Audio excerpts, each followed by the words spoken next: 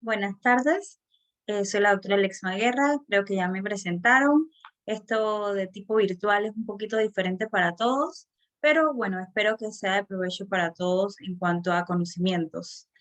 A continuación les voy a hablar un poquito acerca de cuidarse para servir en los tiempos de pandemia. A manera pues de introducción,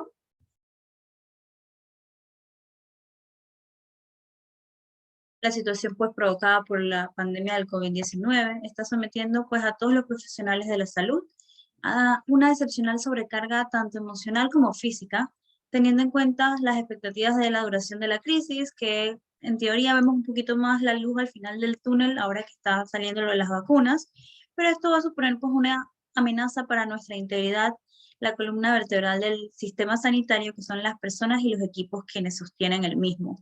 El informe de la Organización de las Naciones Unidas toma en cuenta estudios realizados en varios países sobre la salud mental durante la pandemia y algunos grupos poblacionales pueden ser más proclives a sufrir un malestar psicológico ya sea generado en contexto de la pandemia en sí y también tomar en cuenta que los profesionales de primera línea que se enfrentan a una sobrecarga de trabajo, al riesgo de contagio y a la necesidad de tomar decisiones de vida-muerte sobre los pacientes. En China se han notificado tasas altas de depresión al 50%, ansiedad al 45% e insomnio en un 34% dentro del personal sanitario, mientras que en Canadá el 47% de los profesionales de la salud han referido que necesitan un apoyo psicológico.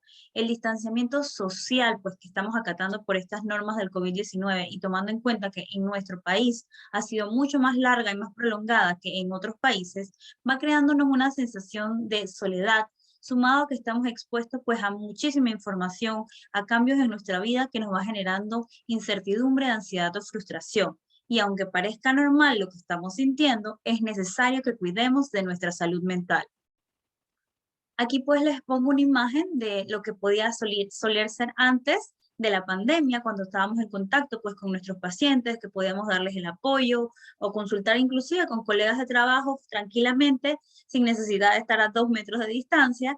Y posteriormente la imagen de abajo pues les muestro la parte donde como estamos todos disfrazados, que de suerte nos reconocemos porque nada más se nos ve la parte de los ojos. Entonces, aquí les voy a mencionar un poquito acerca de los factores que generan vulnerabilidad en los profesionales de la salud. Tenemos que hay factores externos y hay factores personales.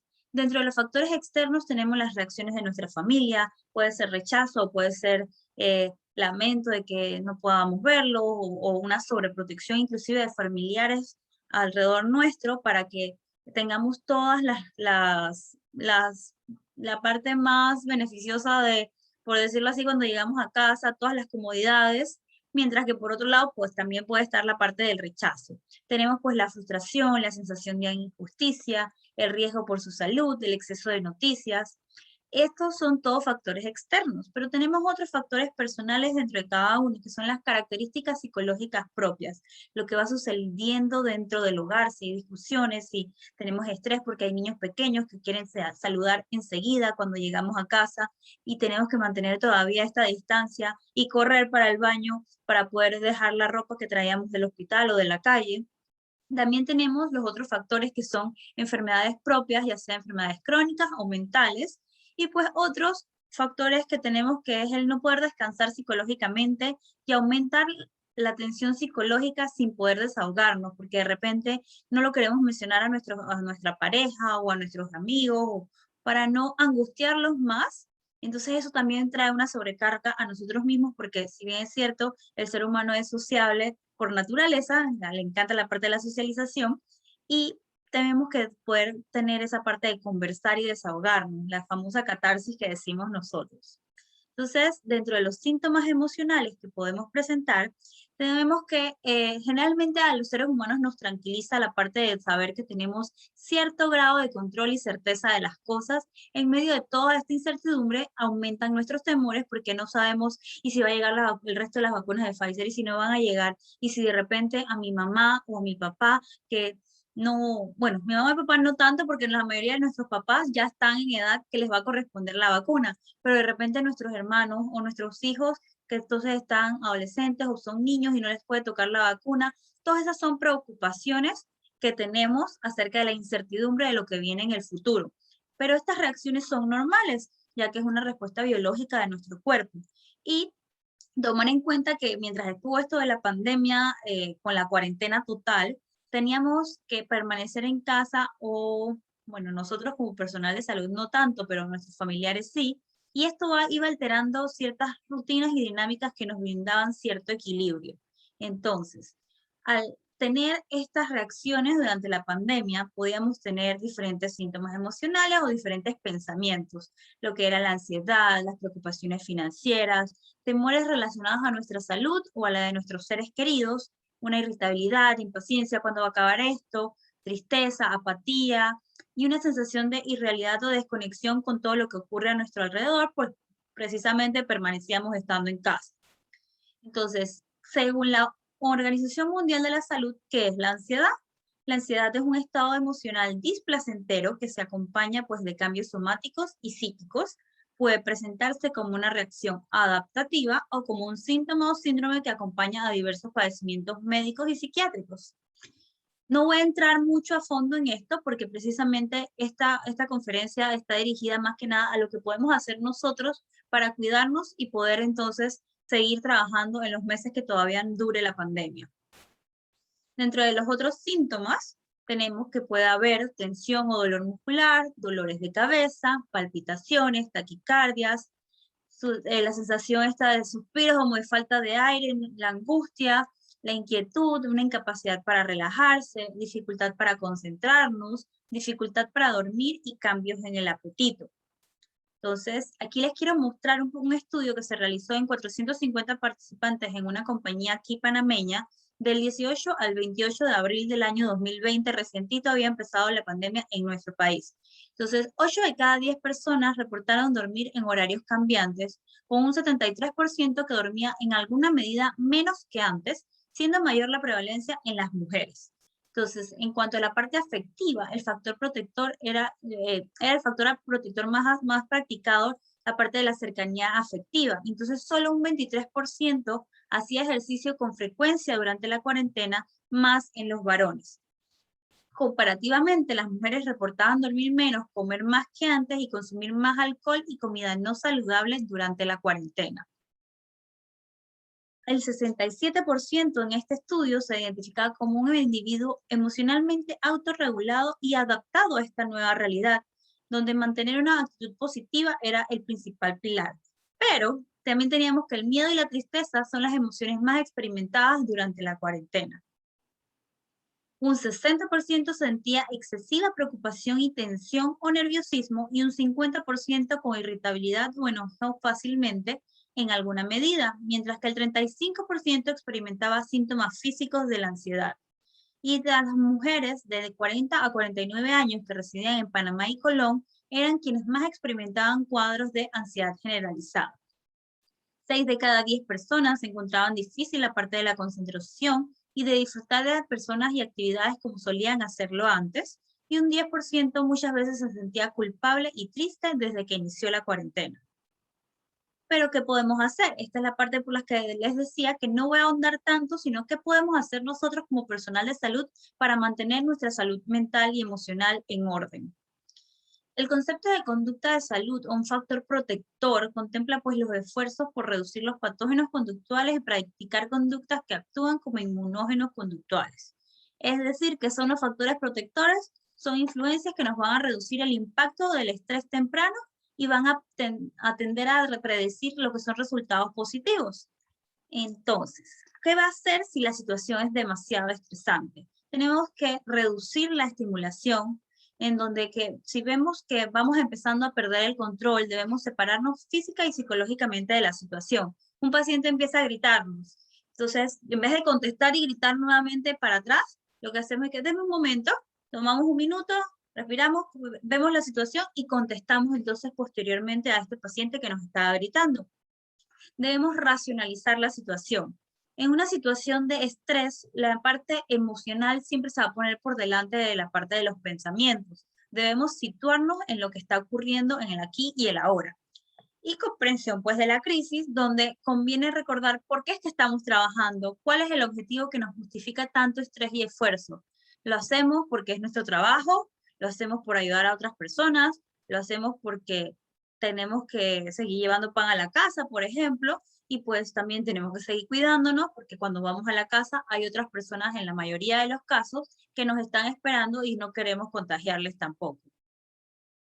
Entonces, ¿qué otras cosas podemos hacer? Los hobbies, socializar y buscar apoyos de círculos cercanos. Yo sé que estamos ya cansados de esto, pero la única manera en tratar de evitar propagar esto, que todavía no todo el mundo está vacunado, pues son mediante videollamadas, un poquito más a la distancia. Debemos realizar alguna actividad que resulte agradable, como escuchar música, ver una película, iniciar una nueva serie en Netflix, hacer ejercicio, cocinar o leer un libro.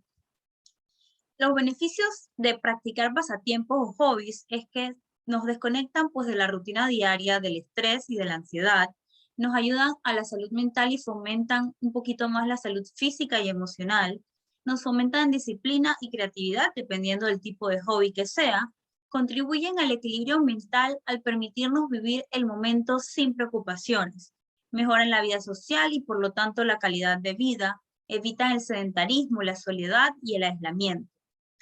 No olvidemos que hay diferentes tipos de hobbies según las características de la personalidad de cada uno de nosotros. Pueden ser al aire libre, ya otra vez abrieron que podemos salir a los parques.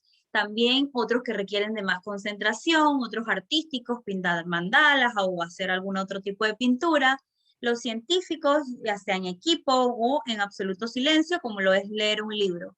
Algunos de estos no solo se pueden realizar para entretener, sino que suelen favorecer a tener una mente y un cuerpo activo, como es la actividad física. Entonces, ¿cuándo pedimos ayuda? Que es la parte que yo creo que de todo esto es lo que más importante quiero que les quede, porque nosotros como médicos a veces somos muy orgullosos de decir, no, yo voy a dejar pasar esto, después lo veo, más tarde, tengo que seguir enfocado en el trabajo. No, no puedo pedir permiso. Bueno, es importante que podamos identificar cuando necesitamos el apoyo y no dudar en tomarlo. Cuando el problema que nos aqueja interfiere e impide nuestro trabajo o nuestra vida cotidiana, cuando las cosas que nos solían causar una ilusión, que nos distraían o nos gustaban antes del problema, ya no nos gustan ni nos ilusionan, cuando las alteraciones provocan un malestar importante. Dentro de las recomendaciones, pues tenemos las recomendaciones generales a quienes ya tienen enfermedades preexistentes, ya sean físicas o emocionales, no descontinuar el tratamiento, seguir con sus medicamentos o seguir con sus consultas, acordarnos que ahorita mismo ya tenemos la facilidad de que pueden ser consultas virtuales, entonces por una videollamada, consultar, y además si son colegas con un poquito más de facilidad, pedir la ayuda. Controlar el estrés, sentirnos agotados, es una experiencia que todos pasamos y es algo normal, pero tenemos que saber controlarlo. También atender nuestras necesidades básicas, asegurar el descanso y las pausas en el trabajo o los turnos, a tratar de alimentarnos saludablemente con los horarios correspondientes. Digo tratar porque yo sé que muchas veces están los turnos seguiditos, por lo menos aquí les doy una experiencia personal al inicio de la pandemia. Yo estaba que no tomaba ni agua porque no me quería quitar la mascarilla y de hecho ahorita todavía no me quito la mascarilla en el trabajo, pero lo que hago es que me tomo medio litro de agua antes de salir y ya cuando regreso a la casa otra vez termino de tomarme la cantidad de agua que debo tomar durante el día. Entonces, tratar de ajustarnos en esas necesidades básicas. Evitar pues el consumo de sustancias, creo que eso está de más decirlo.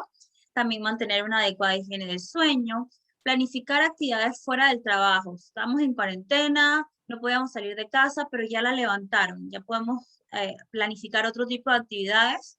También contactar con la familia y amistades, ya que estas son nuestro sostén fuera del sistema de salud. Y contar y escuchar es importante, que se los decía al inicio, el ser humano es sociable por naturaleza y pues el poder desahogarnos nos ayuda. Compartir información constructiva, por ejemplo, si tenemos confianza con un compañero y está cometiendo errores, decirlo de una buena manera, así sean elogios también o iniciativas, frustraciones, actualizar pues la información fiable de lo que ha salido nuevo de la vacuna, pero sí tratar de que sea de una manera buena si va a ser por un error, y pues también no olvidarnos de decir las cosas positivas, los elogios también es bueno decirlo a nuestros compañeros de trabajo.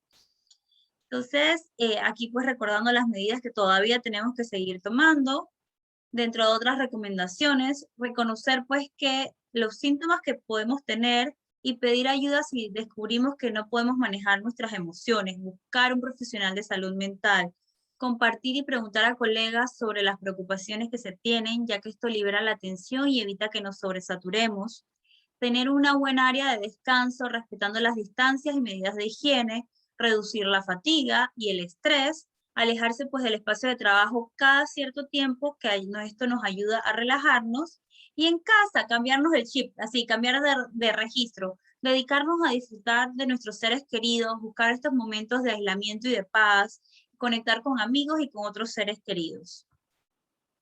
Entonces, aquí esta imagen me gusta mucho, pues que no podemos detener las olas, pero podemos aprender a surfearlas. La vida nos va presentando muchos desafíos, no es posible que no enfrentemos estos desafíos, pero sí está dentro de nuestras capacidades poder lidiar con ellos y encontrar la alegría. Entonces, pensemos, aquí hagamos una tareita internamente, ¿qué desafíos estamos teniendo actualmente? Al final, todos estos desafíos nos van a hacer crecer y ser más resilientes, donde la resiliencia es la capacidad de pasar todas estas adversidades que tenemos durante el camino. Espero pues que les haya gustado. Aquí está la bibliografía. Aquí pues un coffee break que no sé si toca en este momento, pero ahí lo tiene. Y pues muchas gracias.